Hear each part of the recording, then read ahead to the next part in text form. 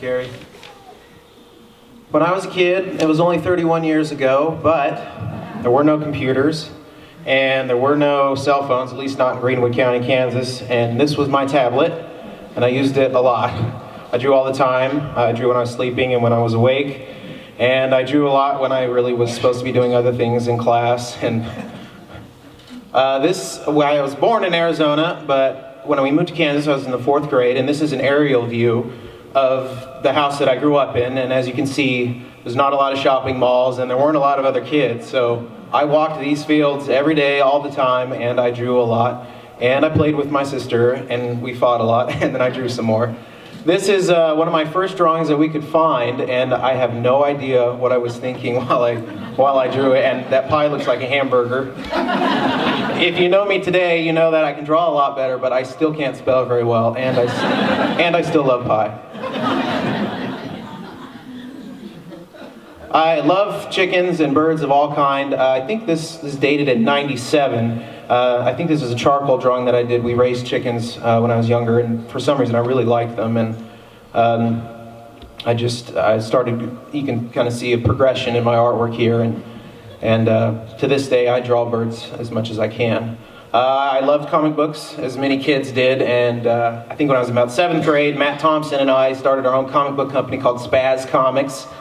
And it was pretty difficult. I found out they're a lot more fun to read than they are to draw. It's just really time consuming.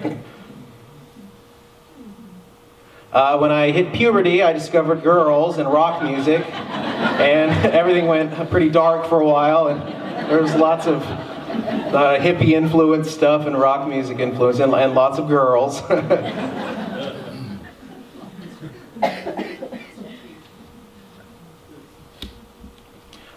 My grandma used to send me a lot of Arizona highway magazines, and like I said, we didn't have the internet, so I drew all the time for magazines and other things, and I remember, for some reason I still have this drawing, and I use some of these same techniques today. I must have been, maybe a freshman in high school, but I just really liked the drawing, and I pretty much just copied the drawing.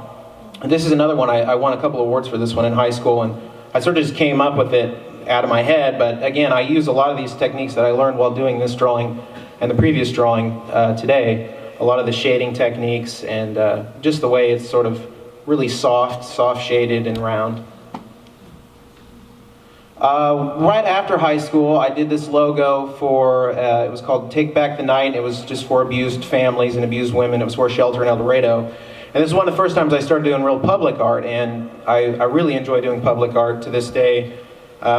You can sit in your studio all day long, but if nobody ever sees it, if you don't share it with anybody, I don't think it's really real. This is a piece that I did this year at Carrie's coffee shop here in town, the Brewed Awakening, and this is a little doodle that I showed her, and here in a second you're going to see the full piece. I sort of just took this little drawing, showed it to her, and she liked the concept, and then I kind of ran with it.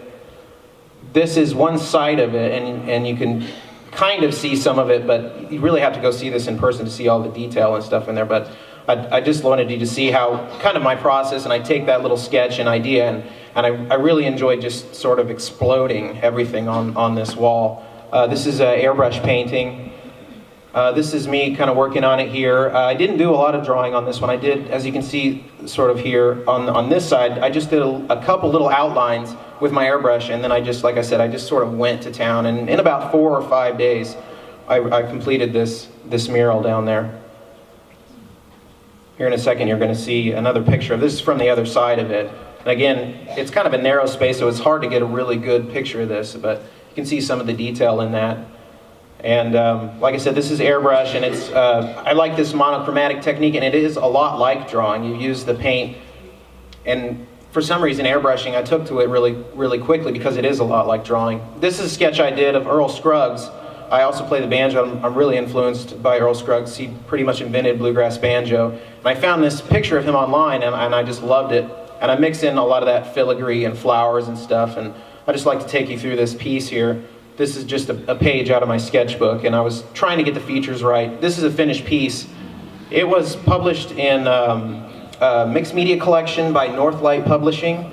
They're, I can't remember exactly where they're from, but they print Artist Magazine and Pastel Magazine, and I was just really trying to get some color into this because I know I've always loved that color blue. And this is the drawing, this is the charcoal part. I start with the drawing and complete the entire drawing, usually in charcoal, and then I'll come in with layers of watercolor and pastel. And you can kind of see here, this is just about finished. A lot of times, charcoal's really great. You can come back in and erase charcoal really well. This is a picture that I started of Helen Keller, and I had never really seen Helen Keller before, but I saw this photograph of her, and I was really taken by her beauty, and I'm going to take you through this piece to the finished piece. And I was just working out, just sitting on my couch, just drawing this and working it out like a muscle, trying to get the features right. And this is the finished piece, and it's actually hanging in the library, in the auditorium for the rest of January if you'd like to see it in person. And again, I'd encourage anybody that likes art to go see the artwork in person, because there's just so much detail that the camera doesn't capture that your eye can see. And I was really happy with this piece, and it's kind of a small piece, but it's one of my favorite drawings. This piece I did around Christmas time, and I just kind of wanted to show you. I saw this picture of Buffalo Bill, and I immediately loved all the flowers and leather work on his shirt. But I didn't just want to copy that. I kind of wanted to make it my own, so I kind of just went to town on the shirt.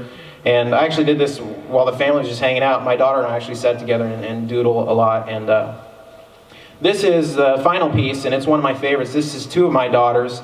And I really like this piece. It's a pretty large drawing. It actually hangs in my bedroom. And I'd really like to, some people say it's kind of melancholy, but I see it as a piece of celebration, and I want to take my work in that direction and really take my art to celebrating life and celebrating this experience that we all have on Earth. Thank you.